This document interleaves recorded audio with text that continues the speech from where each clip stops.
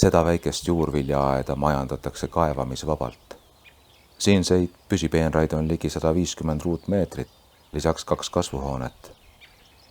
Kaevamisvaba meetodiga on käimas 3. hooaeg. Oktoobris katsin peenrat 2-3 sentimeetri paksuse kompostikihiga.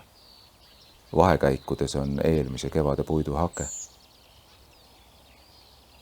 Peenrad on valmis istutamiseks ja külviks.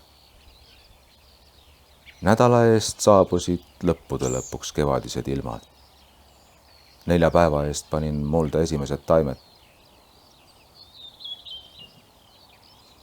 Istutatud põldoad ja herned külvasin märtsi esimestel päevadel.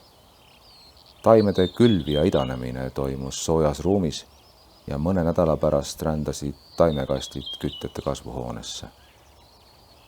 Herned on istutatud kasvude saamiseks. Parasvöötme üleminekulises kliimas on talved suhteliselt külmad ja pimedad. Külm saabus koos lumega novembri keskpaigas ja kestis siiani. Valguse ja elu saabumine on siin maanurgas kaua oodatud ime, aga kevadilmad võivad olla väga heitlikud.